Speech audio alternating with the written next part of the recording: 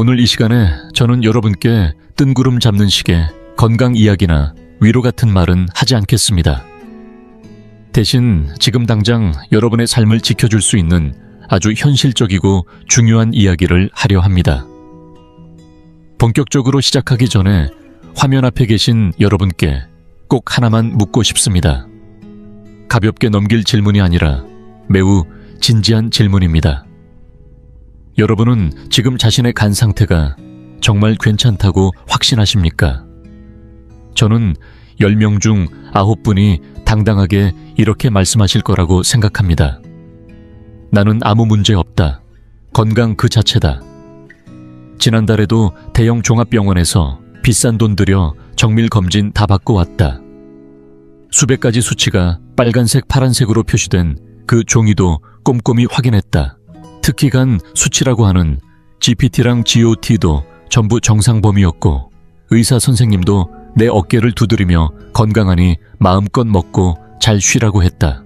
그런데 여러분이 정말 그렇게 믿고 계시고 그 차가운 종이 한 장을 건강 면제증처럼 여긴다면 저는 그게 오히려 생명을 가볍게 여기는 무서운 착각이라고 말씀드리고 싶습니다. 제가 왜 이렇게 단호하게 말할 수 있느냐면요. 서울에서 진료할 때나 이후에 부산에서 한의원을 운영하면서도 저는 이런 비극을 수도 없이 봐왔기 때문입니다. 제가 잊을 수 없는 한 환자분이 계십니다. 50대 중반의 기업 임원이셨고 여기서는 김영호 상무님이라고 부르겠습니다. 김 상무님은 자기관리에 철저한 분이셨습니다.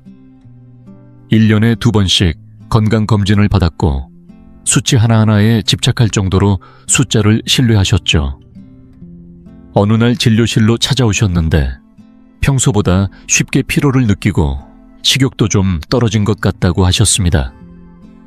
그러면서 얼마 전에 받았다는 종합검진 결과지를 제 책상에 툭 던지며 말씀하셨습니다. 김준호 한의사님, 검사에서는 간에 문제 없다고 했는데도 몸이 자꾸 불편하네요. 한번 봐주시겠어요? 저는 결과지엔 눈도 안 주고 맥을 짚고 손바닥을 살펴본 후 수면 상태를 여쭤봤습니다. 단 3분 정도 지났을까요? 저는 단호하게 말씀드렸습니다. 간 안에 큰 이상이 있습니다. 실질 조직이 딱딱해졌거나 종양이 있을 가능성이 큽니다. 김 상무님은 깜짝 놀라며 반문하셨죠. 설마요, 수치는 다 정상이었는데요. 하지만 결과는 냉정했습니다. 2달도 지나지 않아 심한 복통으로 쓰러지셨고 급히 병원에 실려간 뒤 검사에서 간암 말기 판정을 받으셨습니다. 복수까지 찬 상태였고요. 여러분, 지금부터 말씀드리는 이 원리는 반드시 이해하셔야 합니다. 이건 말 그대로 생명을 살릴 수 있는 핵심 논리입니다. 우리가 흔히 건강검진에서 보는 간 수치, 특히 GPT 수치라는 건 대체 뭘 의미할까요? 그건 간세포가 죽고 찢어져서 안에 있던 효소가 혈액 속으로 흘러나왔을 때 그 피를 기계가 뽑아 검사해서 숫자로 나타내는 겁니다. 이해되시나요? 이 수치는 살아있는 간을 보는 게 아니라 이미 죽어버린 간세포를 보고 있는 겁니다. 지금 간세포가 아파하고 괴로워하고 있어도 아직 죽지 않았다면 이 수치는 아무런 변화도 없습니다. 예를 들어 간에 혹이 생기거나 딱딱하게 굳거나 지방이 잔뜩 쌓였어도 간세포가 대량으로 죽지 않았다면 혈액 속으로 효소가 나오지 않기 때문에 수치는 멀쩡하게 나옵니다. 그 말은 즉 혈액은 깨끗하니까 기계가 보기에는 정상이라는 겁니다. 그런데 반대로 수치가 갑자기 확 뛰는 경우는 이미 간세포가 대량으로 파괴되고 있을 때입니다. 그제야 몸 밖으로 위험 신호가 수치로 찍히는 거죠. 하지만 그때는 이미 간이 폭발하듯 망가졌을 가능성이 높고 되돌리기에는 너무 늦은 때일 수도 있습니다. 우리가 흔히 말하는 조기 발견이란 걸 기계한테 기대하면 안 됩니다. 기계가 눈치챘을 때는 이미 병이 깊숙이 진행됐다는 뜻이니까요. 우리는 흔히 간을 침묵의 장기라고 부릅니다. 하지만 이 말은 절반만 맞는 말입니다. 간은 분명히 통증을 느끼게 하는 신경이 없기 때문에 직접적으로 아프다고 알려주지는 않습니다. 예를 들어 심장은 혈류가 막히기만 해도 가슴을 쥐어짜듯 아프고 위장이 아프면 즉각적으로 구토나 경련 같은 반응이 나타납니다. 그런데 간은 전체 기능의 70%가 망가져도 남은 3%만으로도 묵묵히 일을 합니다. 마치 늙은 황소처럼 힘들어도 묵묵히 참고 일하는 장기인 거죠. 하지만 간이 침묵한다고 해서 우리의 몸 전체가 침묵하는 건 아닙니다. 사람의 몸은 생각보다 훨씬 더 정교하고 민감한 구조를 가지고 있습니다. 요즘 말하는 인공지능보다도 훨씬 정밀한 시스템이 내장되어 있죠. 그래서 간 안에서 문제가 생기면 반드시 다른 방식으로 구조 요청을 보냅니다.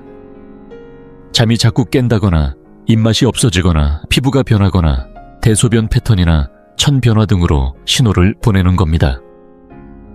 이럴 때 중요한 건 그 신호를 얼마나 민감하게 알아채느냐입니다. 동양의학의 뛰어남은 바로 이런 미세한 신호를 포착하고 드러나지 않은 속의 병을 겉에서 읽어낸다는 데 있습니다. 황제내경에서도 말하죠. 속에 병이 있으면 반드시 겉으로 나타난다. 간의 이상은 절대 몸 전체에 숨어 있지 않습니다. 바깥으로 틀림없이 드러나게 되어 있습니다. 그걸 보고도 놓치는 게 진짜 위험인 거죠. 오늘 이 영상에서는 제가 평생을 바쳐 연구해온 그리고 전통 한의학의 핵심이라 할 수 있는 5가지 간의 구조 신호를 낱낱이 풀어드릴 겁니다. 여러분이 병원 기계에만 의존하지 않고 스스로 몸의 신호를 읽어내는 능력을 갖추실 수 있도록 돕는 것이 오늘의 목표입니다. 이 5가지 중 단 하나만 나타나도 이미 간은 도와달라고 외치고 있는 상태입니다. 그래서 저는 오늘 제가 직접 복용하고 환자들에게도 권하고 있는 간, 해독차의 구성과 집 근처 마트에서도 쉽게 구할 수 있는 5가지 생명을 살릴 수 있는 식품, 그리고 돈 한 푼 들지 않고도 실천할 수 있는 2개의 혈자리까지 모두 공개하겠습니다. 오늘 내용은 길고 방대합니다. 하지만 제가 드리는 한마디 한마디는 그저 정보가 아닌 여러분의 양기와 생명을 지키기 위한 결정적인 열쇠들입니다. 그러니 스마트폰은 조용히 해두시고 노트를 꺼내어 꼭 받아 적으시길 바랍니다. 놓치면 후회할 수도 있습니다. 5가지 신호를 본격적으로 말씀드리기 전에 여러분과 반드시 하나의 관점부터 바로잡아야 합니다. 한의학에서 말하는 간이라는 개념은 해부학 책에 나오는 피가 묻은 장기 덩어리와 겹치는 부분은 있어도 결코 같은 의미가 아닙니다. 이 차이를 이해하지 못하면 지금부터 제가 드릴 이야기는 절반도 이해하기 어렵습니다. 황제내경에는 이렇게 나옵니다. 간은 장군의 자리라고 했습니다. 왜 하필 장군일까요? 한나라에서 장군이 맡은 역할을 생각해 보십시오. 첫째, 외부의 적을 막아냅니다. 우리 몸에서 그 역할을 하는 곳이 바로 간입니다. 음식으로 들어온 독소 약물, 술, 화학물질은 모두 간을 거쳐 해독됩니다. 장군이 무너지면 적은 그대로 심장과 뇌까지 침투하게 됩니다. 둘째, 군수와 보급을 조절합니다. 간은 거대한 혈액 저장소입니다. 활동할 때는 혈액을 풀어 근육으로 보내고 잠들면 혈액을 다시 거둬들여 정화하고 회복시킵니다. 셋째, 전략과 판단을 담당합니다. 한의학에서는 사람의 결단력과 계획력, 감정 조절이 간의 기운과 깊이 연결돼 있다고 봅니다. 간의 기운이 막히면 우유부단해지거나 사소한 일에도 쉽게 분노하게 됩니다. 오행으로 보면 간은 나무에 속합니다. 나무를 떠올려 보십시오. 첫 번째 조건은 물입니다. 물이 있어야 나무가 자랍니다. 우리 몸에서는 신장이 물의 역할을 합니다. 만약 오랜 약은 과도한 욕망, 불안과 공포로 신장이 약해지면 그 물이 간을 키워주지 못합니다. 그러면 나무는 마르고 사람은 어지럽고 혈압이 오르기 시작합니다. 두 번째는 나무와 흙의 관계입니다. 나무 뿌리는 흙을 붙잡고 자랍니다. 정상적인 간은 소화 기능을 돕지만 간에 문제가 생기면 오히려 소화를 짓누릅니다. 그래서 간이 나쁜 사람은 반드시 위장도 함께 망가집니다. 수십 년 위장약을 먹어도 낫지 않는 이유가 여기에 있습니다. 세 번째는 나무가 불을 만든다는 관계입니다. 심장은 불에 해당하고 가는 그 어머니입니다. 간이 깨끗한 혈액을 만들어주지 못하면 심장은 연료를 잃습니다. 부정맥 가슴 답답함, 불면의 뿌리가 간에 있는 경우가 많습니다. 이제 이해되시나요? 간 하나가 무너지면 위로는 심장을 해치고 아래로는 신장을 끌어내리며 가운데로는 소화를 망가뜨립니다. 온몸을 좌우하는 핵심 축입니다. 이 이론을 바탕으로 이제부터 양파 껍질을 벗기듯 간이 보내는 5가지 치명적인 구조 신호를 하나씩 짚어보겠습니다. 이건 제가 수없이 말해왔지만 그래도 다시 말해야 하는 가장 정확한 진단 기준입니다. 영상 촬영이나 정밀 검사보다 훨씬 빨리 문제를 알려주는 신호이기도 합니다. 만약 본인이나 가족이 밤에 잠드는 데는 문제가 없는데 새벽 1시에서 3시 사이만 되면 이유 없이 또렷하게 깨어난다면 주의 깊게 들어야 합니다. 화장실이 급해서도 아니고 밖이 시끄러워서도 아닙니다. 몸 안에서 알람이 울리듯 갑자기 정신이 말똥말똥해지고 다시 잠들지 못해 뒤척이다가 3시가 넘어서야 겨우 잠드는 경우, 혹은 아예 날이 밝을 때까지 뜬 눈으로 버티는 경우 말입니다. 이것은 나이가 들어서 생기는 현상도 아니고 단순한 신경성 불면도 아닙니다. 간이 보내는 가장 강력한 구조 신호입니다. 왜 하필 이 시간대일까요? 한의학에는 기혈이 흐르는 시간표가 있습니다. 2시간마다 기혈이 특정 장부로 집중되는데 새벽 1시부터 3시는 간의 시간입니다. 건강한 사람의 간은 따뜻하고 부드러워 기혈이 스며들 때 물이 스펀지에 흡수되듯 조용히 받아들입니다. 그래서 이 시간에 가장 깊이 잠듭니다. 하지만 간 안에 종괴가 있거나 굳어 있거나 지방이 가득 차 있거나 바이러스와 노폐물이 쌓여 차갑게 굳어 있으면 상황이 달라집니다. 기혈이 몰려들자마자 들어가지 못하고 튕겨나오며 그 반동이 온몸을 깨워버립니다. 실제로 서울 강남에서 근무하던 한 임원 환자분이 있었습니다. 3년 동안 매일 같은 시각에 깼고 병원에서는 불면증 약만 처방했습니다. 약을 먹으면 쓰러지듯 잠들었지만 그건 잠이 아니라 의식이 차단된 상태였습니다. 결국 정밀검사에서 간암이 발견됐습니다. 그 3년 동안의 각성은 모두 간이 외친 구조 신호였던 겁니다. 그런데 그는 그 신호를 약으로 눌러버렸습니다. 이것이 바로 스스로를 속이는 가장 위험한 선택입니다. 기억하십시오.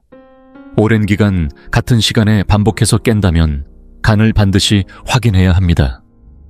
그렇지 않으면 그건 기다림이 아니라 방치입니다. 두 번째 경고 신호는 바로 냄새입니다.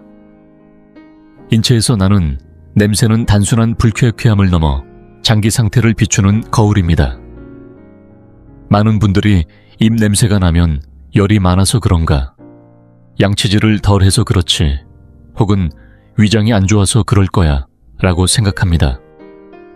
하지만 제가 지금 말씀드리는 이 구취는 그런 단순한 구취와는 차원이 다릅니다. 이를 닦고 고가의 가글을 써도, 심지어 박하향 껌을 씹고 난 후에도 입을 닫고 잠시만 있으면 그 냄새가 다시 올라옵니다. 그건 마늘 냄새도 아니고 부추나 양파 냄새도 아닙니다. 약간 썩은 사과 냄새, 혹은 계란 썩은 듯한 유황 냄새 심한 경우에는 타는 냄새나 오래된 생선 썩은 냄새처럼 비릿하고 자극적인 냄새가 납니다. 샤워를 해도 양치를 다시 해도 어떻게 해도 그 냄새는 사라지지 않습니다. 이걸 우리는 간에서 올라오는 냄새, 즉 간독이라 부릅니다. 왜 이런 냄새가 날까요? 간은 우리 몸에서 가장 큰 해독 공장입니다. 우리가 고기나 계란 등 단백질 음식을 먹고 나면 몸속에서는 암모니아라는 매우 유독한 물질이 생기게 됩니다. 이 암모니아를 간이 받아들여 여러 단계의 복잡한 화학작용을 거쳐 무독성의 요소로 바꾼 뒤 신장을 거쳐 소변으로 내보내는 것이 원래의 순환 시스템입니다.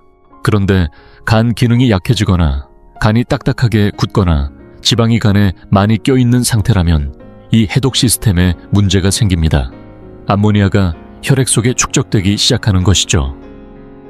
그 독소는 어디로 갈까요? 동의보감에서 말하듯 폐는 코로 통하고 피부는 땀구멍으로 통합니다. 결국 그 독소는 호흡을 통해 폐를 거쳐 나가고 땀을 통해 피부로도 빠져나오게 되는 겁니다. 그래서 입냄새, 땀냄새, 체취가 심해지는 겁니다. 이건 단순히 민망한 체취 문제가 아닙니다. 지금 당신의 혈액은 독소로 포화 상태에 이르렀고 간은 그걸 처리하지 못한 채 점점 지쳐가고 있다는 신호입니다. 이 상태를 방치하면 다음 단계는 간성 혼수입니다. 암모니아는 중추신경계를 공격하는 신경 독소이기 때문에 혈뇌 장벽을 뚫고 뇌로 들어가 혼미, 손떨림, 의식 저하, 심하면 혼수 상태로까지 이어질 수 있습니다. 그러니 절대 가볍게 넘기지 마세요. 지금 나는 그 냄새, 그게 바로 간이 보내는 두 번째 SOS입니다. 세 번째 신호는 피부와 출혈입니다. 겉으로 보이는 피부 변화와 일상 속의 작은 출혈이야말로 간이 보내는 가장 직접적인 구조 요청일 수 있습니다. 여러분은 혹시 칫솔질만 하면 입안에 피가 가득 고이지 않으시나요? 아무리 부드러운 어린이용 칫솔로 바꿔도 출혈이 멈추지 않는다면 그건 단순한 잇몸 문제가 아닙니다. 또는 어딘가에 부딪힌 기억도 없는데 어느 날 문득 다리나 팔뚝에 파랗고 보랏빛 멍이 생겨있지는 않으신가요? 살짝 스쳐도 멍이 들고 그 멍이 몇 주가 지나도 사라지지 않는다면 주의하셔야 합니다. 특히 여성분들 중 월경량이 갑자기 많아져서 생리대 한 장으로도 감당이 안 되거나 생리가 열흘이 넘도록 끝나지 않는 경우도 간과해서는 안 됩니다. 많은 분들이 단순히 피부가 약해서 그렇다거나 비타민C가 부족해서 그런 거라고 넘기지만 이건 정말 위험한 착각입니다. 한의학에서 가는 피를 저장하고 다스리는 장기입니다. 단순히 피를 만드는 것만이 아니라 피가 흐르지 않도록 잘 잡아주는 역할도 간이 담당하고 있습니다. 서양 의학에서도 이를 증명합니다. 우리 몸의 대부분의 응고인자, 즉 피를 굳게 만들어주는 단백질은 간에서 만들어집니다. 그런데 간세포가 손상되어 굳어지거나 기능이 떨어지면 이 응고인자들이 제대로 생성되지 못합니다. 마치 수도관이 터졌는데 손에 테이프도 없이 물을 막으려는 것과 똑같은 상황입니다. 혈관이 조금만 자극을 받아도 피는 흘러나오고 피부 밑으로 고이게 되며 그게 바로 멍이 되는 것입니다. 더 무서운 건 강형화로 인한 문맥압 상승입니다. 간이 딱딱해지면 혈류가 간으로 들어가지 못하고 입구인 문맥에서 막히게 됩니다. 그 막힌 압력은 결국 아래쪽의 정맥들, 특히 위정맥과 식도정맥을 풍선처럼 부풀어 오르게 만듭니다. 이걸 우리는 식도정맥류라고 부르는데 그곳이 단단한 음식에 조금이라도 찢어지면 대량 출혈이 일어납니다. 많은 간암 말기 환자들이 결국 사망하는 직접 원인은 암 자체가 아니라 이 정맥류 파열로 인한 토혈인 경우가 많습니다. 그러니 만약 여러분이 자주 출혈이 멈추지 않거나 멍이 생기고 사라지지 않는 경험을 하셨다면 절대 그냥 넘기지 마세요. 바로 병원에서 혈액 응고 기능 검사, 즉 PT, APTT, 혈소판 수치를 체크해 보시길 강력히 권합니다. 지금 이건 단순한 멍이 아니라 간이 내는 경고음일 수 있습니다. 네 번째 신호는 바로 소화 문제. 그 중에서도 대변 상태입니다.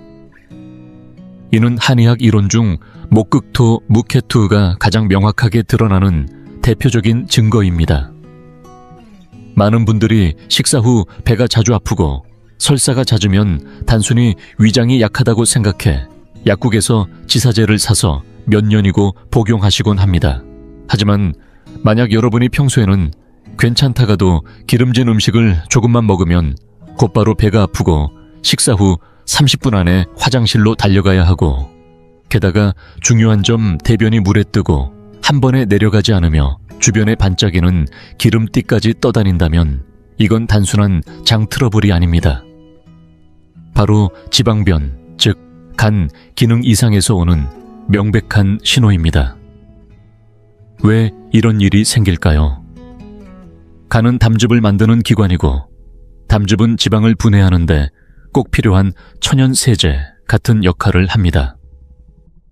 간에서 만들어진 담즙은 담낭에 저장되어 있다가 우리가 음식을 먹으면 장으로 분비되어 기름진 음식들을 잘게 쪼개고 흡수되도록 도와줍니다. 그런데 간 기능이 저하되거나 담도가 막히면 이 담즙 분비가 원활하지 않아 지방이 제대로 분해되지 못합니다. 그 결과 소화되지 않은 지방이 그대로 장을 타고 내려오면서 대변이 기름져지고 물에 뜨고 쉽게 내려가지 않으며 냄새도 고약하게 납니다. 이는 장이 문제라기보단 간과 담도의 기능이 약해진 겁니다. 한의학에서는 이것을 간의 기운이 소화기관을 누르고 어지럽히는 상태라고 설명합니다. 간이 위장 기능을 방해하고 조화를 깨뜨리는 것이죠. 그런데 많은 분들이 증상의 원인을 간과하고 위장만 치료하려 하다 보니 위에 좋은 약만 드시는 경우가 많습니다. 그러면 증상은 계속 반복되고 몸은 점점 야위고 기운도 빠지게 됩니다. 살은 빠지는데 영양은 제대로 흡수되지 않아 얼굴빛은 누렇게 되고 무기력한 상태가 계속되는 겁니다. 결국 근본 원인인 간의 문제를 바로잡지 않으면 위장도 결코 편해질 수 없습니다. 그러니 설사를 자주 한다고 위약부터 찾지 마시고 먼저 간을 돌아보십시오. 여러분의 간이 지금 도와달라고 몸 밖으로 신호를 보내고 있는 것일지도 모릅니다. 다섯 번째 신호는 가장 눈에 잘 띄지만 동시에 병이 꽤 진행되었을 가능성이 높은 신호입니다. 바로 몸이 노랗게 변하는 황달, 그리고 피부에 생기는 거미혈관, 붉게 달아오른 손바닥입니다. 지금 이 영상을 보시는 분들, 잠시 거울을 꺼내셔서 눈꺼풀을 살짝 들어보십시오. 여러분의 흰자위, 즉 공막이 원래처럼 맑고 하얀가요? 만약 그 흰자위가 레몬처럼 누렇거나 연기가 그을린 듯한 탁한 황색이라면, 혹은 자연광 아래서 얼굴빛이 칙칙하고 왁스처럼 노랗게 보인다면 이건 절대 그냥 지나칠 일이 아닙니다. 또 소변 색깔도 중요합니다. 아침 첫 소변이 맑은 연노랑이 아니라 짙은 갈색 홍차색 콜라처럼 진한 색이라면 간이 제대로 기능하지 못하고 있다는 신호입니다. 게다가 거울로 목이나 가슴볼 옆을 잘 살펴보세요. 작은 붉은 점 하나에 가느다란 실핏줄이 사방으로 퍼져서 거미다리처럼 퍼져 있다면 이건 거미혈관입니다. 중심의 붉은 점을 손끝으로 꾹 눌렀을 때 혈관이 사라졌다가 손을 떼면 다시 퍼지는 이 반응은 간 기능 저하의 명백한 지표입니다. 특히 남성의 경우 더 위험합니다. 다음은 손바닥입니다. 양쪽 엄지와 새끼손가락 아래 살집 즉 어복 부위가 붉게 충혈되어 있진 않나요? 손바닥에 붉은 반점이 많고 누르면 하얗게 변했다가 손을 떼면 다시 빨개진다면 이것도 역시 간이 보내는 강력한 경고입니다. 이 모든 증상은 간이 빌리루빈 즉 담즙 색소를 제대로 처리하지 못해서 생깁니다. 이 빌리루빈은 오래된 적혈구가 분해되면서 생기는 노폐물인데 원줄내는 간이 이걸 해독해서 담즙으로 내보냅니다. 그런데 간이 망가지거나 담도의 흐름이 막히면 이 빌리루빈이 혈액을 타고 온몸으로 퍼져 피부와 점막을 노랗게 물들이는 겁니다. 한의학에서는 황달을 크게 양황과 음황으로 구분합니다. 양황은 색이 밝고 눈에 확 띄며 열이 많은 상태, 주로 급성 간염이나 담낭 문제일 수 있고, 음황은 색이 어둡고 탁하며 열보다는 기운이 떨어지고 병이 깊은 상태로 이게 가장 무서운 경우입니다. 대부분 간암이나 강영화 말기에서 나타납니다. 특히 남성에게 거미혈관이 생기거나 갑자기 가슴이 붓고 유방처럼 변해간다면 이는 간이 남성 호르몬을 제대로 조절하지 못해 여성 호르몬이 증가한 결과입니다. 간은 원래 체내에 불필요한 여성 호르몬을 분해하고 없애는 기능을 합니다. 하지만 이 기능이 망가지면 남성의 몸에 여성화 증상이 나타나는 겁니다. 이 모든 증상이 나타났다는 건 이제 간이 한계에 다다랐다는 뜻입니다. 하나라도 해당된다면 절대 미루지 마시고 지금 당장 병원에서 정밀 검사를 받으셔야 합니다. 하루만 늦어도 되돌릴 수 없는 상황이 올 수 있습니다. 지금이 마지막 신호일 수 있습니다. 여기까지 들으신 분들 중엔 아마도 지금 등줄기에 식은땀이 흐르고 계실 겁니다. 어쩌지? 나 저거 다 해당되는 것 같아. 지금 당장 뭘 해야 하지? 비싼 건강기능식품이나 수입 감보조제를 사 먹어야 하나? 이렇게 걱정하시는 분들도 계시겠죠. 하지만 여러분 절대 섣불리 약부터 찾지 마세요. 진심으로 말씀드립니다. 제가 가장 안타깝게 보는 건 바로 약을 아무렇게나 복용하는 경우입니다. 모든 약은 독을 품고 있고 특히 간에서 대사되어야 하는 합성약물이나 고농축 보조제는 지금 이미 지친 간에게는 독이 아니라 짐입니다. 간이 겨우겨우 숨을 몰아쉬며 버티고 있는 상황에서 또다시 화학물질을 쏟아붓는 건 기름불 위에 기름 붓는 격이죠. 그건 치유가 아니라 추가 피해, 회복이 아니라 악화입니다. 그러면 방법이 없을까요? 아닙니다. 오히려 해답은 멀리 있지 않습니다. 자연은 이미 우리에게 충분한 답을 주고 있습니다. 가장 좋은 의사는 바로 여러분 자신이고 가장 훌륭한 약국은 집 앞 시장입니다. 그래서 오늘 저는 제가 직접 매일 마시고 진료실에서도 수없이 권해온 간을 위한 맞춤차 1가지, 그리고 마트에서 살 수 있는 5가지 생명식품 그뿐 아니라 돈 한 푼 들지 않는 2개의 경혈 마사지법까지 아낌없이 알려드릴 겁니다. 이건 단순한 민간요법이 아니라 정통 한방 이론과 임상 경험에서 나온 확실한 방식입니다. 이제 종이를 꺼내고 펜을 들 시간입니다. 첫 번째는 간 해독차입니다. 구성은 간단하지만 그 안에 담긴 이치는 깊고도 무겁습니다. 총 3가지 재료입니다. 첫째, 국산 감국 10g은 반드시 꽃이 흰색에 가까운 품종이 좋습니다. 둘째, 인진쑥 10g 봄철 새순으로 채취한 것이 가장 좋습니다. 이건 예로부터 황달 치료의 대표 약재로 간담의 열독과 습을 강력하게 몰아내는 역할을 합니다. 셋째는 구기자 10g, 단순히 신장에 좋은 것이 아니라 강형을 보하고 간세포 내의 지방 축적을 억제하는 성분이 포함되어 있어간 기능 개선에 탁월합니다. 이 3가지를 깨끗이 씻어 보온병에 넣고 끓는 물을 부어 뚜껑을 덮고 20분 이상 우려낸 뒤 하루에 1컵씩 드시면 됩니다. 굳이 약탕기 끓일 필요도 없습니다. 아주 간편하죠. 이렇게 한 달만 꾸준히 마셔보세요. 어느 날 아침에 일어나 거울을 보는 순간 느끼실 겁니다. 입 냄새가 사라지고 눈이 맑아지며 배변이 편안해지고 무엇보다 몸의 기운이 맑게 돌기 시작한다는 사실을요. 이게 바로 간이 숨을 쉬기 시작했다는 신호입니다. 이제부터 본격적인 간 회복의 첫걸음을 함께 시작해 보겠습니다. 차를 마시는 것도 중요하지만 우리가 매일 먹는 3끼 식사야말로 간 건강을 좌우하는 핵심입니다.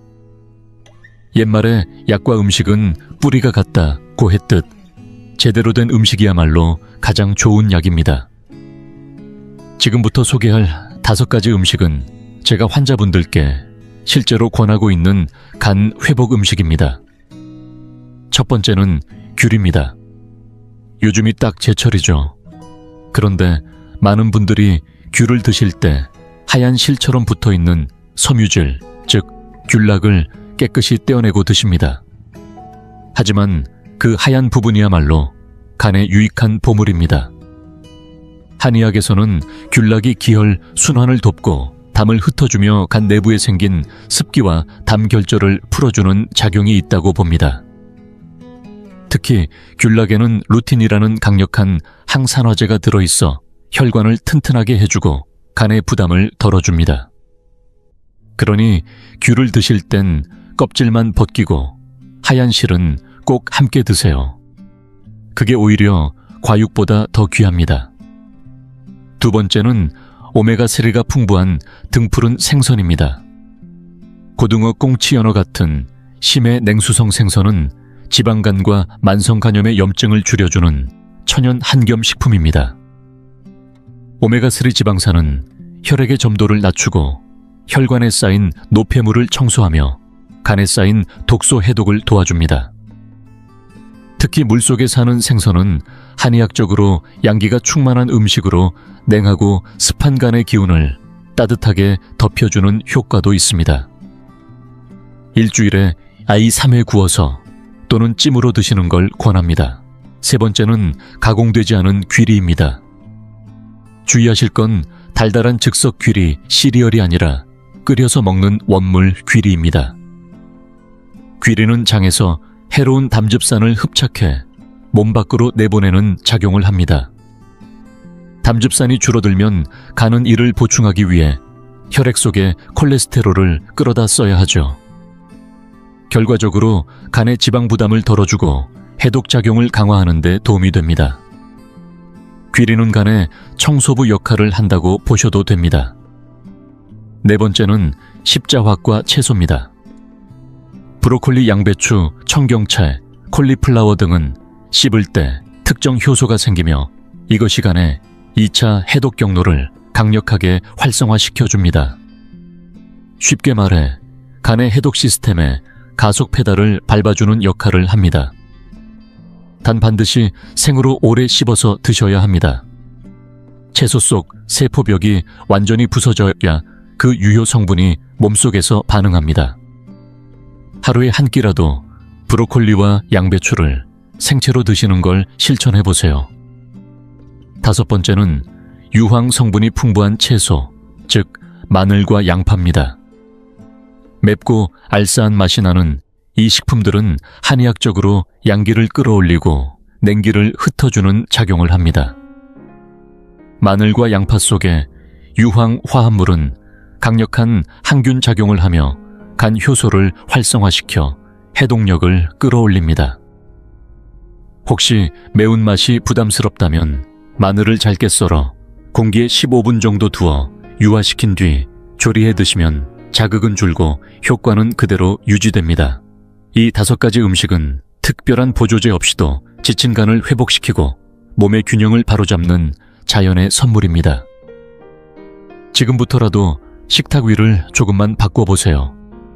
한 달 뒤 간도 몸도 분명히 달라질 겁니다. 차와 음식 외에도 저는 여러분께 돈 한 푼 들지 않고 언제 어디서든 실천할 수 있는 간 건강 비법 2가지를 더 알려드리겠습니다. 바로 혈자리를 자극하는 방법입니다. 첫 번째는 태충혈입니다. 간의 기운이 억눌리고 감정이 쌓이면 아무리 좋은 보약을 먹어도 효과가 없습니다. 태충혈은 발등에 있으며 엄지발가락과 둘째 발가락 사이 뼈의 끝부분이 만나는 오목한 지점입니다. 손가락으로 눌렀을 때 찌릿하거나 묵직하게 아픈 느낌이 든다면 정확히 찾으신 겁니다. 이곳을 엄지손가락이나 지압봉으로 3분에서 5분 정도 꾹꾹 눌러주세요. 양쪽 발 모두 하셔야 하고 꾹 눌렀을 때 통증이 느껴질 만큼 자극을 주어야 효과가 있습니다. 쌓인 화가 풀리고 가슴속 답답함이 사라지며 간의 기운이 다시 흐르기 시작합니다. 마음이 편안해지고 한숨이 나오는 순간 그게 바로 간이 숨을 쉬기 시작한 신호입니다. 두 번째는 양릉천혈입니다. 무릎 바깥쪽 아래에 튀어나온 뼈 종아리뼈 머리의 앞아래 오목한 부위입니다. 이 혈자리는 근육과 관절, 그리고 간담 해독 기능과 밀접하게 연결되어 있습니다.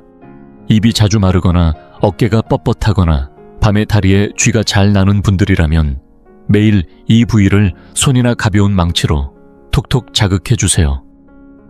하루 5분씩만 해도 간담 해독력이 올라가고 근육의 뭉침도 풀리며 온몸이 한결 가볍게 느껴질 겁니다. 근육이 풀리면 나이도 한결 가벼워집니다. 지금까지 긴 영상 보시느라 정말 수고 많으셨습니다. 오늘은 이론과 병리 진단 신호, 식이요법 혈자리 지압까지 모두 말씀드렸습니다. 여러분이 끝까지 시청하셨다는 건 지금 이 순간 자신의 건강을 진심으로 걱정하고 있다는 뜻입니다. 그래서 마지막으로 꼭 드리고 싶은 말씀이 있습니다. 요즘은 병원이 점점 더 커지고 기계는 점점 더 정밀해졌지만 이상하게도 병에 걸리는 사람은 더 많아졌습니다. 암도간 질환도 점점 더 젊은 나이에 찾아옵니다. 왜일까요? 우리는 너무 기계에 의존하고 약에 의존하며 살고 있기 때문입니다. 내 몸이 보내는 신호에는 귀를 막고 차가운 검진표만 믿습니다.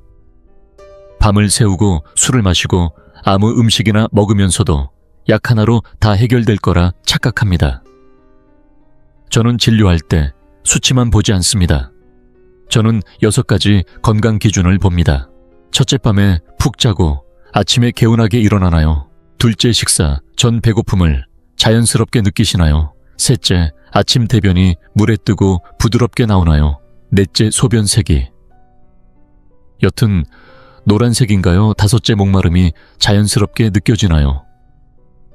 여섯째, 손발이 항상 따뜻한가요? 이 6가지가 모두 해당된다면 비록 검진표에 붉은 글씨가 있어도 괜찮습니다. 당신은 건강한 사람입니다. 하지만 6가지 모두에 해당되지 않는다면 설령 검진표가 전부 정상이라 하더라도 몸 안에서는 이미 이상이 시작된 것입니다. 가는 말이 없습니다. 아프다고 소리치지 않습니다. 대신 새벽에 깨고 입냄새가 나고 멍이 자주 들고 대변이 기름지고 얼굴빛이 누렇게 뜨는 방식으로 신호를 보냅니다. 이 5가지 신호를 오늘 반드시 기억해 주세요. 절대 무시하지 마세요. 복수가 차오르고 쓰러진 다음에야 건강을 챙기려 해봤자 그땐 이미 늦은 겁니다. 그땐 저 김준호가 옆에 있다 해도 단지 몇 날 며칠 더 버티게 도와주는 것밖에 할 수 없습니다. 건강은 첫 번째가 아니라 유일한 조건입니다. 건강이 없으면 아무리 돈이 많고 좋은 집에 살아도 결국은 모두 남의 몫이 됩니다. 오늘부터라도 바꿔보세요. 늦게 자는 습관, 술 마시는 습관, 약을 남용하는 습관. 밤 11시 전에 자고 술을 줄이고 이름 모를 보조제는 멈추고 제가 알려드린 간차를 마시고 5가지 음식을 챙기고 태충혈과 양릉천혈을 꼭꼭 눌러주세요. 그리고 무엇보다도 마음을 편히 하세요. 화는 간의 독입니다. 이것이야말로 진짜 한의학의 정수, 가장 오래된 지혜입니다. 자연을 따르는 것이 결국 가장 강한 의학입니다. 만약 오늘 영상이 여러분께 단 하나라도 도움이 되었다면 댓글에 저는 간을 회복하겠습니다 라고 남겨주세요. 여러분의 의지를 꼭 확인하고 싶습니다. 그리고 이 영상을 주변 가족과 친구분들, 특히 늦게 자고 술을 즐기고 아무 약이나 드시는 어르신들께 공유해주세요. 여러분의 한 번의 공유가 한 사람의 생명을 살릴 수 있습니다. 다음 영상에서 건강한 모습으로 다시 뵙겠습니다. 여러분, 모두 간 좋은 인생 되시길 진심으로 기원합니다. 매일 아침마다 마셔오던 그 고소하고 몸에 좋다고 알려진 검은 콩이 만약 당신의 몸속에서 조용히 돌을 만들어내고 있다면 과연 믿을 수 있겠습니까? 이것은 실제로 제가 진료실에서 직접 만났던 한 여성의 이야기입니다. 이름은 김화자 씨로 73세 나이에 동네에서는 잘 알려진 자연식 신봉자였고 병원 약을 화학독이라 부르며 오직 음식의 힘으로 건강을 지켜야 한다는 확고한 생각을 가지고 있었습니다. 특히 나이가 들수록 머리숱이 줄어드는 것이 서럽다고 말하며 1년이 넘는 시간 동안 매일 아침 빠짐없이 검은 콩을 챙겨 먹어왔습니다. 그 집념과 열정은 정말로 대단하다고 느껴질 정도였습니다. 그녀는 전국에서도 품질이 가장 좋다고 소문난 국내산 검은 콩을 따로 주문해 받아 직접 물에 불려 갈아서 아침 식사로 챙겨 먹었습니다. 뿐만 아니라 매일 반찬으로 검은 콩 조림을 꼭 식탁에 올렸고 가족들이 또 이거냐며 진료할 때도 건강에 좋다는 이유만으로 억지로 먹이려 할 만큼 고집이 셌습니다. 그런데 그렇게 열정적이던 김화자 어르신이 어느 날 갑작스럽게 구급차에 실려 병원으로 이송됐습니다. 얼굴은 핏기가 사라져 창백했고 옆구리를 움켜쥔 채 식은땀을 흘리며 극심한 통증에 시달리고 있었습니다. 검사를 해본 결과는 충격적이었습니다. 신장에는 딱딱한 결석이 여럿 발견되었고 신장 기능을 나타내는 수치는 위험 구간을 훌쩍 넘은 상태였습니다. 본인은 믿을 수 없다는 표정으로 제게 말했습니다. 술도 안 하고 담배도 안 피우며 그렇게 몸에 좋다고 알려진 검은 콩을 그렇게까지 열심히 챙겨 먹었는데 왜 자신의 신장이 망가졌느냐고 물었습니다. 분명히 검은 콩은 안토시아닌, 이소플라본 시스테인 등 혈관과 머리카락 건강을 도와주는 성분이 풍부하게 들어있는 자연의 선물과도 같은 음식입니다.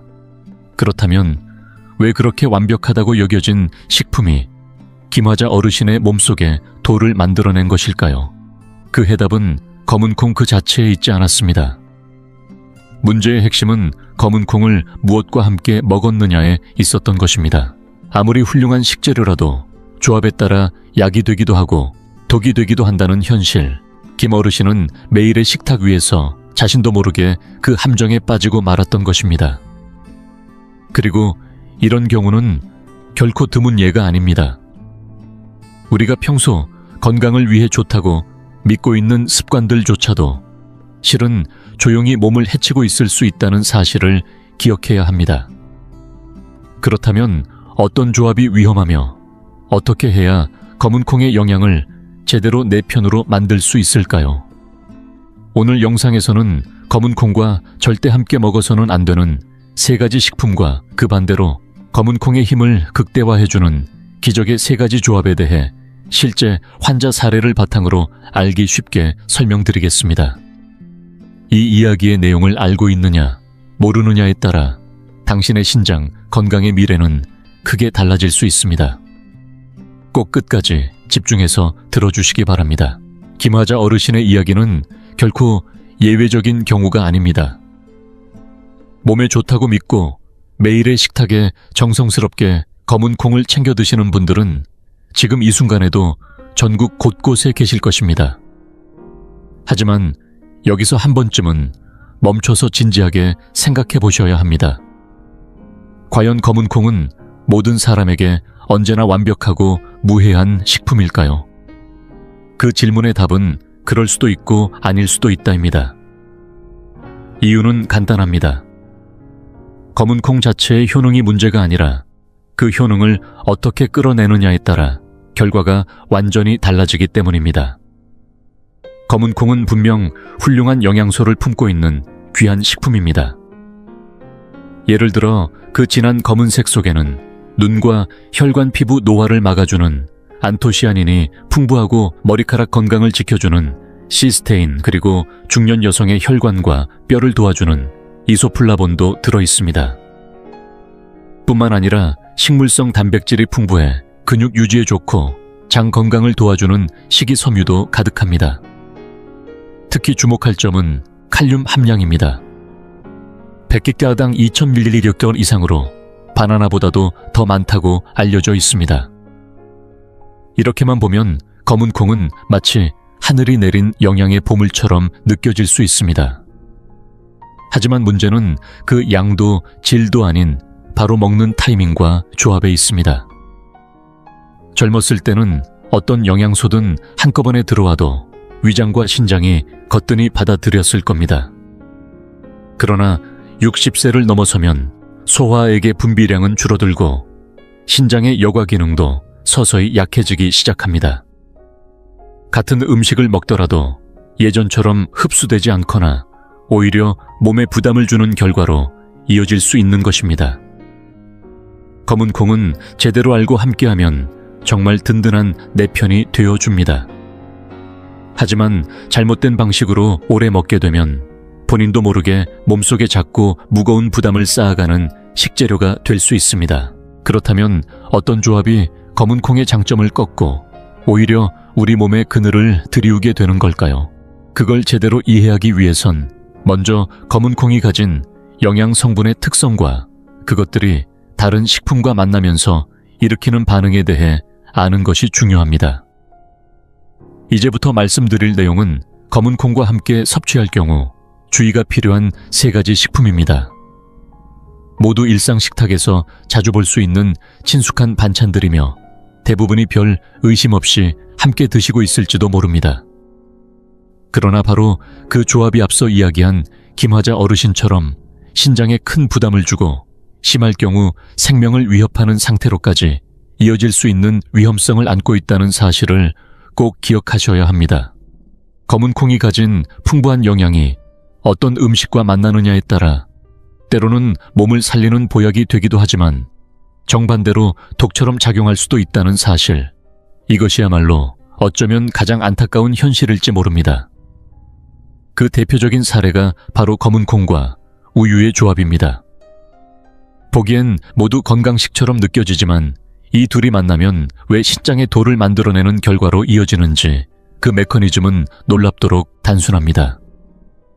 그러나 이 사실을 알지 못하면 대부분의 사람들은 그저 건강해지겠지 하는 마음으로 매일같이 반복하게 되는 위험한 습관에 빠져버립니다. 검은 콩에는 인 성분이 풍부하고 우유에는 칼슘이 많이 들어있다는 것은 많은 분들이 아실 겁니다. 각각 따로 있을 땐 모두 훌륭한 영양소지만 이 둘이 우리 몸속에서 동시에 만나면 상황이 완전히 달라집니다.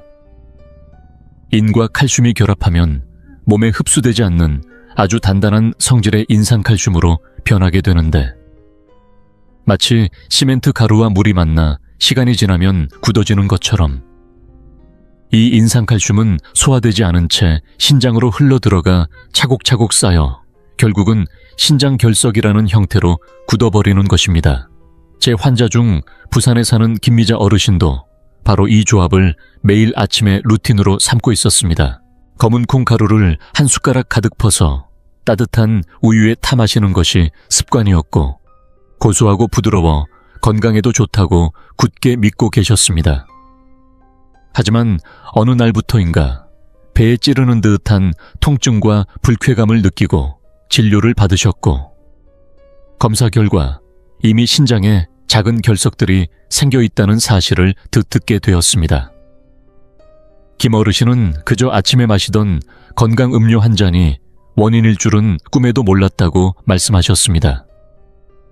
하지만 몸은 속이지 않습니다. 특히 환갑을 넘기면 위산 분비량이 급격히 줄고 소화 효소도 약해지기 때문에 젊은 시절엔 견뎌냈던 음식 조합도 이제는 체내에서 분해하지 못하고 독처럼 쌓이기 시작합니다.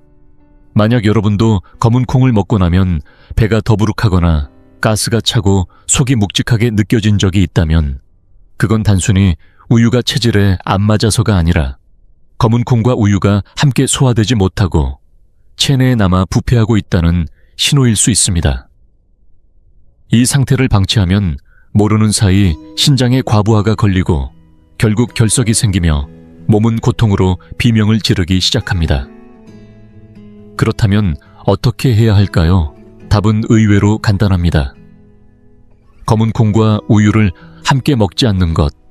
단지 이 한 가지로도 신장에 가해지는 부담은 눈에 띄게 줄어듭니다. 검은 콩은 아침 우유는 오후처럼 섭취 시간을 조금만 달리해도 우리 몸 안에서의 반응은 완전히 바뀝니다. 혹시라도 자신도 모르게 몸속에 돌을 키우고 있었다면 오늘 이 순간부터 그 식습관을 다시 점검해 보시는 건 어떨까요? 앞서 검은 콩과 우유의 조합이 신장 결석의 원인이 될 수 있다는 이야기를 드렸지만 사실 그것이 전부는 아닙니다. 검은 콩과 궁합이 맞지 않는 식재료는 또 있습니다. 특히 많은 분들이 간과하는 조합이 바로 검은 콩과 소고기입니다. 얼핏 보면 두 식품 모두 단백질이 풍부하고 활력을 주는 건강식처럼 보이지만 실제로는 이 조합이 몸에 필요한 영양소를 낭비할 뿐 아니라 신장에 이중의 부담을 줄 수 있다는 사실을 아셔야 합니다. 검은 콩 껍질에는 피틴산이라는 성분이 많이 들어있는데 이 성분은 항산화 작용으로 일부 건강 효과가 주목받기도 했지만 동시에 매우 강한 미네랄 결합 특성을 가지고 있어 우리 몸에 꼭 필요한 칼슘, 철분, 아연 등의 흡수를 방해하는 것으로도 알려져 있습니다. 특히 콩을 껍질째 조리해 먹는 경우라면 피틴산의 영향을 무시할 수 없습니다. 여기서 주의할 식재료가 바로 소고기입니다. 소고기에는 햄철이라 불리는 체내 흡수가 뛰어난 고급 철분이 풍부하게 들어있습니다. 이 철분은 혈액 생성에 필수적인 영양소로 특히 폐경 이후 여성에게는 더욱 중요한데 문제는 검은 콩과 소고기를 함께 섭취하게 되면 피틴산이 이 햄철과 강하게 결합해버려 몸속으로 흡수되지 못하고 그대로 배출돼 버린다는 점입니다. 이는 마치 값비싼 보석을 들고 그대로 강에 던져버리는 것과도 같습니다. 실제로 제 환자였던 정옥순 어르신은 이런 식습관을 자랑스럽게 유지하고 계셨습니다.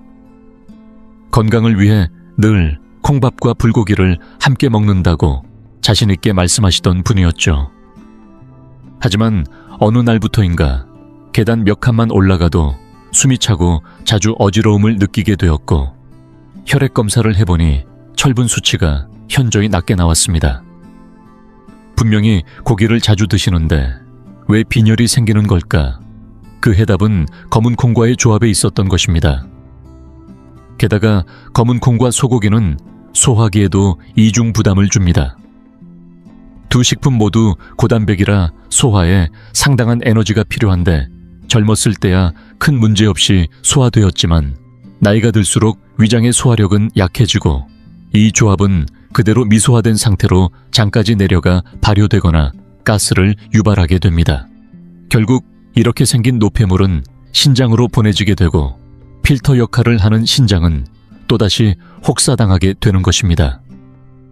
단백질을 너무 많이 섭취하는 식습관이 신장을 쉽게 지치게 만든다는 사실을 절대 잊지 마시기 바랍니다. 혹시 여러분도 고기를 먹어야 힘이 나지라며 검은 콩과 소고기를 자주 함께 드시고 계신다면 이제 한 번쯤은 다시 생각해 보셔야 합니다. 과연 그 철분이 몸에 제대로 흡수되고 있을까요?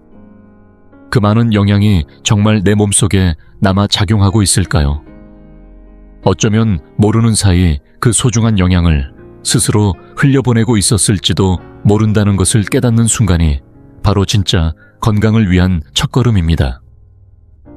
검은 콩이 우유나 소고기와 만날 때도 문제지만 실제로 더 자주 간과되고 있으면서도 더 위험한 조합이 하나 있습니다. 바로 짠 반찬, 특히 절임이나 젓갈과 같은 고염분 식품과 검은 콩을 함께 먹는 습관입니다. 이 조합이 일으키는 문제는 단순히 영양소 흡수를 방해하는 수준이 아닙니다. 심한 경우에는 신장 기능을 직접적으로 손상시키고 때로는 생명에 위협이 되는 단계까지 발전할 수 있습니다. 앞서 말씀드린 것처럼 검은 콩에는 칼륨이 매우 풍부하게 들어 있습니다. 무려 100개의 객계아당 2000mg 이상으로 일반적으로 칼륨이 많다고 알려진 바나나보다도 2배 이상 많은 수치입니다. 칼륨은 체내에 과도한 나트륨을 배출하고 혈압을 안정시키는데 유익한 성분이지만 문제는 신장이 약해진 분들에게는 이 칼륨 자체가 독처럼 작용할 수 있다는 사실입니다. 절임이나 젓갈에는 말할 필요도 없이 엄청난 양의 나트륨, 즉 소금기가 들어 있습니다. 이걸 검은 콩과 함께 먹게 되면 칼륨과 나트륨이 동시에 몸속에 급격히 유입되며 신장은 그 균형을 맞추기 위해 고군분투하게 됩니다. 하지만 나이가 들수록 신장은 원래의 여과 능력을 점점 잃어가기 때문에 이 작업은 그야말로 고장난 필터에 진흙물을 붓는 것과 다름없습니다. 결국 신장은 과로에 시달리게 되고 배출되지 못한 칼륨은 혈액 속에 쌓이기 시작합니다. 이것이 바로 고칼륨 혈증이라는 위험한 상태입니다. 초기에 손발이 저리거나 입 주변이 따끔거리고 가벼운 어지럼증이 있을 수 있지만 상태가 더 나빠지면 근육마비 심장, 박동 이상 심할 경우 급사까지 이어질 수 있는 무서운 합병증으로 발전합니다. 실제로 제가 진료했던 이성우 어르신 76세 군, 매일 아침 검은 콩 조림에 절임 반찬을 곁들이는 식사를 고집해 오셨습니다. 본인에게는 그게 한국적인 이상적인 아침 밥상이었던 겁니다.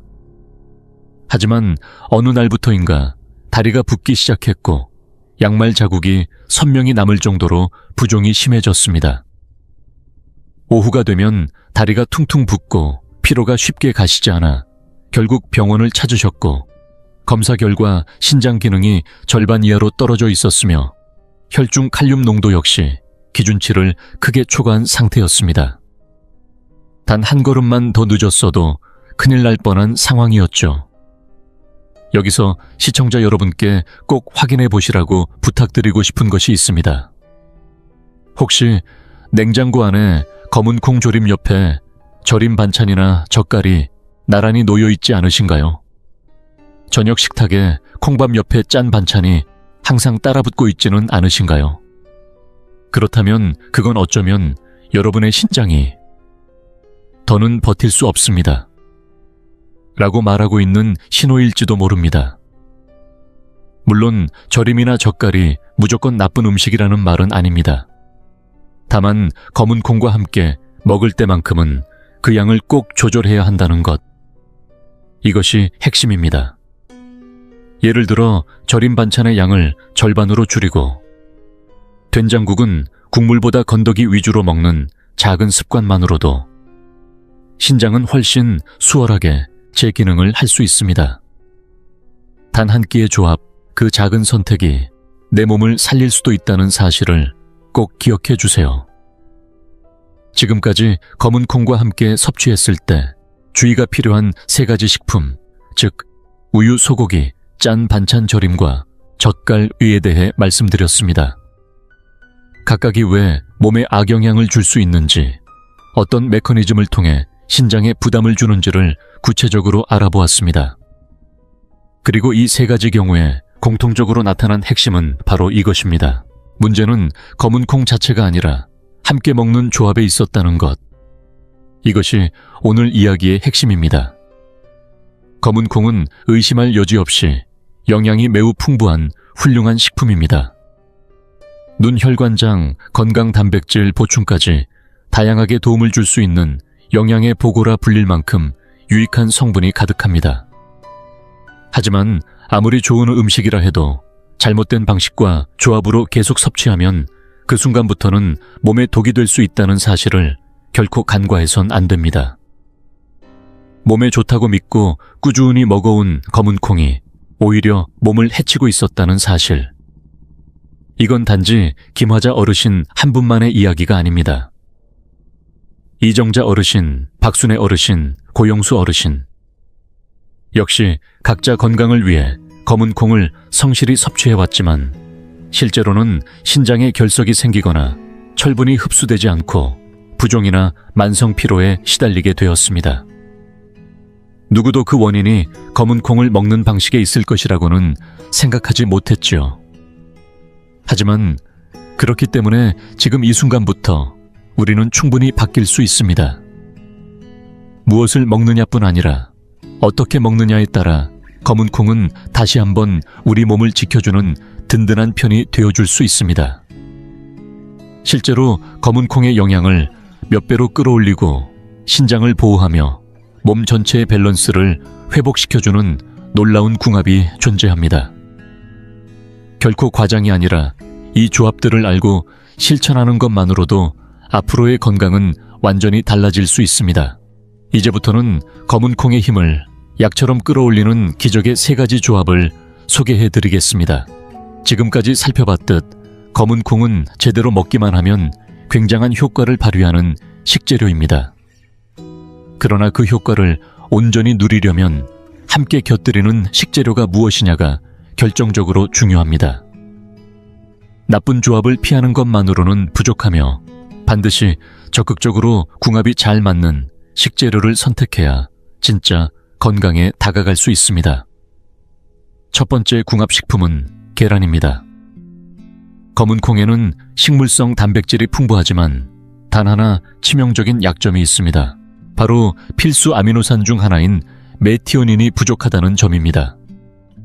단백질은 모든 아미노산이 완벽히 갖춰져야 몸 안에서 제대로 합성되는데 검은 콩만으로는 이 조합이 완성되지 않아 일종의 퍼즐이 비어있는 상태가 되는 셈입니다.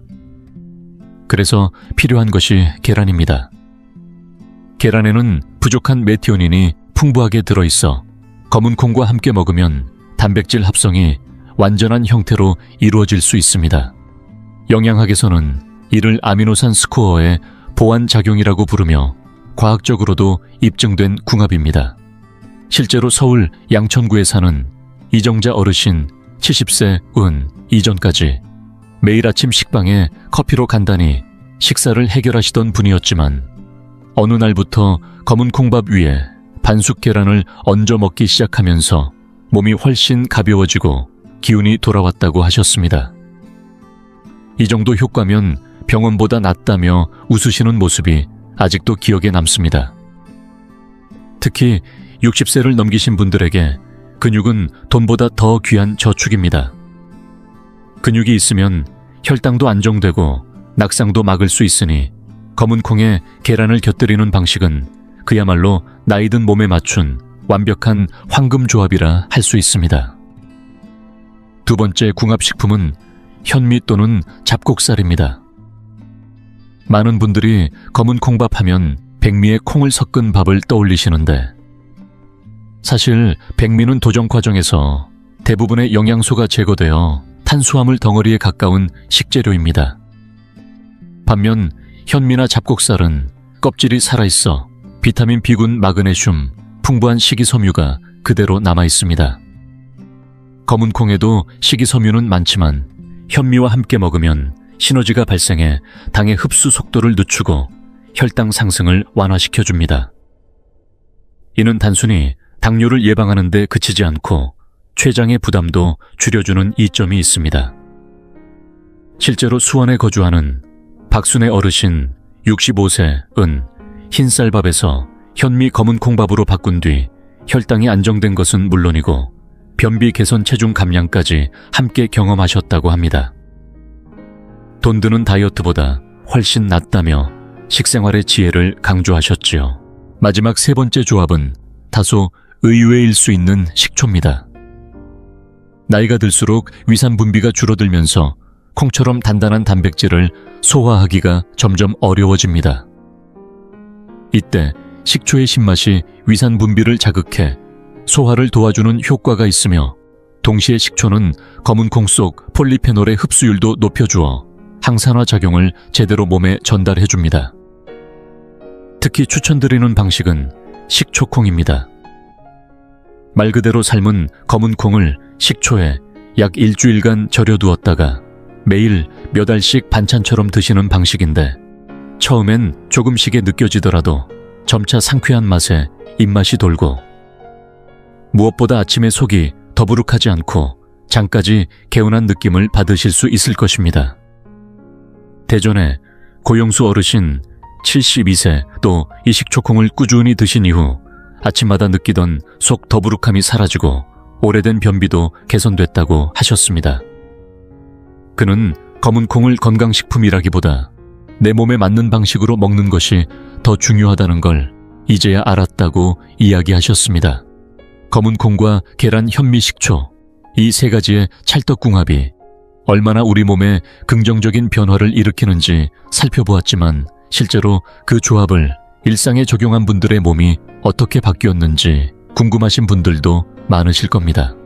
오늘 이야기의 시작이었던 김화자 어르신 73세, 또 검은 콩을 매일 성실하게 드셨음에도 불구하고 신장에 결석이 생기고 수치가 위험 수준까지 떨어졌던 분이셨습니다. 하지만 식습관을 근본부터 바꾸면서 불과 6개월 만에 완전히 다른 모습으로 회복하셨습니다. 우유는 끊고 수분을 물로 충분히 채우셨으며 아침 식사에는 계란을 올린 검은콩 현미밥을 드셨고 흰쌀 대신 현미를 사용하며 짜게 먹던 습관을 버리고 대신 식초콩을 꾸준히 드셨습니다.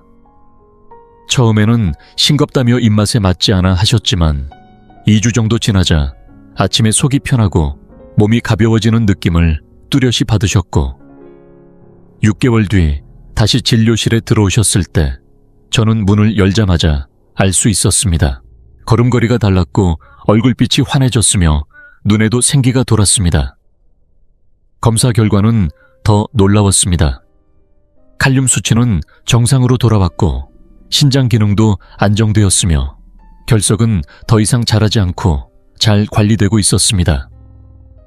비싼 약을 먹어야 낫는 줄 알았는데 집에 있는 재료들이 오히려 약이었어요. 라는 어르신의 말에 저는 의사로서 진심으로 보람을 느꼈습니다. 특별한 치료도 고가의 보조제도 없이 단지 식사의 작은 변화만으로도 이렇게 몸이 바뀔 수 있다는 것. 이것이 오늘 드리고 싶은 가장 중요한 메시지입니다. 그리고 이는 김화자 어르신만의 이야기가 아닙니다. 앞서 소개했던 이정자 어르신, 박순애 어르신, 고영수 어르신도 각자의 방식으로 검은 콩과 제대로 마주하며 몸의 변화를 직접 경험하셨습니다. 그럼 이제 오늘의 핵심을 3가지로 정리해 보겠습니다.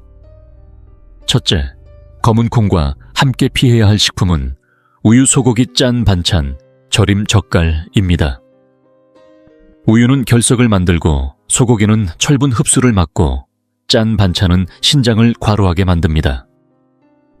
이 3가지는 검은 콩의 적이라고 생각하셔도 무방합니다. 둘째, 검은 콩의 힘을 끌어올리는 황금 조합은 계란, 현미, 식초입니다. 계란은 부족한 아미노산을 채워주고 현미는 혈당을 안정시키며 식초는 소화를 도와 흡수를 촉진시킵니다. 단순히 조합을 바꾸는 것만으로도 검은 콩은 내 몸의 최고의 친구가 됩니다. 셋째, 무엇보다 중요한 건 자신의 몸이 보내는 신호에 귀 기울이는 것입니다. 아무리 좋은 음식이라도 먹고 나서 속이 더부룩하고 가스가 차고 부종이 생긴다면 그것은 지금의 방식이 몸에 맞지 않다는 증거입니다. 남이 좋다고 한 방법이 아니라 내 몸이 편안하다고 느끼는 방식이 바로 진짜 나에게 맞는 건강법입니다. 건강 정보는 듣기만 해서는 아무 소용없습니다. 행동으로 옮길 때 비로소 몸이 변하고 인생이 달라지는 것입니다. 지금 이 순간 냉장고를 열고 검은 콩 옆에 무엇이 놓여 있는지를 확인해 보세요. 오늘 저녁 식단에서 단 한 가지라도 바꿔본다면 몇 달 후 여러분의 몸은 분명히 달라져 있을 것입니다. 병원을 찾는 횟수를 줄이고 활기찬 하루를 늘리기 위해 필요한 것은 거창한 노력이 아니라 식탁 위의 작은 선택 하나하나의 반복입니다. 오늘의 이야기가 여러분의 몸에 작은 변화라도 만들 수 있다면 그 변화는 분명히 더 나은 내일로 이어질 것입니다. 그리고 이 영상이 도움이 되셨다면 꼭 여러분의 가족과 친구들에게도 이 내용을 전해주세요.